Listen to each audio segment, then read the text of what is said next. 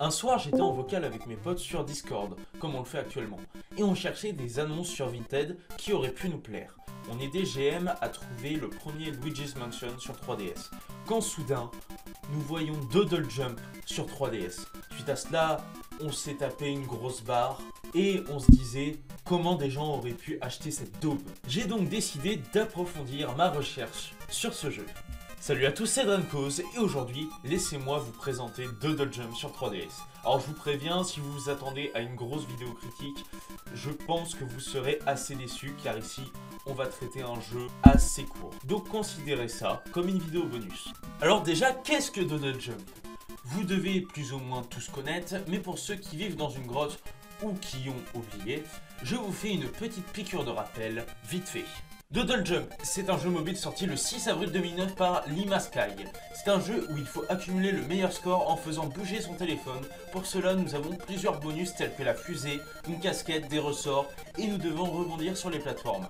Et pour corser cela, on a des monstres qu'il faut éviter, sinon c'est la perte de la partie. Piqûre de rappel faite, on peut commencer à traiter le sujet. Qu'est-ce que la version 3DS de Doodle Jump vaut-elle? Y a-t-il des nouveautés? Est-ce que ça vaut le coup de dépenser ce jeu sur console alors qu'il est gratuit sur mobile? C'est ce que nous allons voir ensemble. Alors on commence par l'interface du menu. On peut voir qu'il y a le mode Endless, qui veut dire infini. Donc c'est le mode de jeu de base que tu retrouves sur ton téléphone. Le bouton Score, qui j'imagine te montre les scores que tu as fait dans les différents modes de jeu. Les options, donc pour modifier le volume du jeu ou la rotation du personnage. Mais le plus important, c'est le mode aventure. Il ne s'appelle pas Doodle Jump Aventure pour rien finalement. Donc si on lance le mode aventure, que se passe-t-il? Le jeu se lance et déjà, je remarque qu'il y a un petit problème. L'avez-vous vu? Je vous donne 5 secondes pour réfléchir.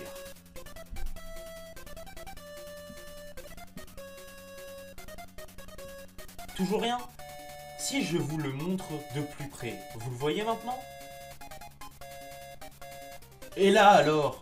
Vous avez vu la taille des plateformes? C'est gigantesque. Si tu tombes dans le vide, à mon avis, c'est que t'es nul. C'est comme si tu faisais de l'équilibre sur une planche de bois qui fait 100 mètres de long.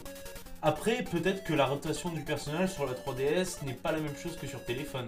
C'est peut-être difficile de bien se diriger. J'ai fait des petites recherches sur internet et j'ai vu qu'il y avait en tout 40 niveaux dans le mode aventure séparés en 4 mondes. Le monde classique, le monde ninja, le monde jungle et le monde espace. On peut voir que dans chaque niveau, il y a des pièces bonus à récolter pour gagner des points. Et tuer les monstres te rapporte également des points. Mais à quoi servent-ils, me diriez-vous? Eh bien, en fait, à la fin du niveau, tes points sont calculés et te mettent un score en fonction d'étoiles. 1, 2 ou 3 étoiles. Un peu comme dans Candy Crush, quoi. Et à la fin du niveau, tu as une sorte de trampoline qui te permet de gagner un maximum de points. Mais mis à part cela, ça sert pas à grand chose.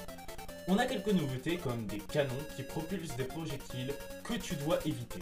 Leur design change à chaque monde et quand tu arrives au dernier niveau, à chaque monde, tu te combats contre des boss.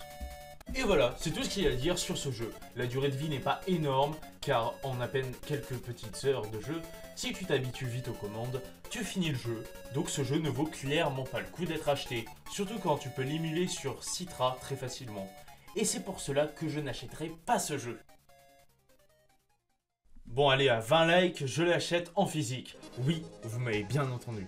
Mais si vous voulez jouer à Doodle Jump, prenez la version portable, c'est plus libre d'accès, mais ça, je suis sûr que vous le saviez déjà, non? Et voilà, c'est la fin de cette vidéo, j'espère qu'elle t'a plu. Comme je vous ai dit, c'est pas une vidéo très exceptionnelle, mais j'avais envie d'analyser un petit peu plus ce jeu, car ça me faisait rire. Je vous donne rendez-vous pour une prochaine vidéo très prochainement. À bientôt tout le monde!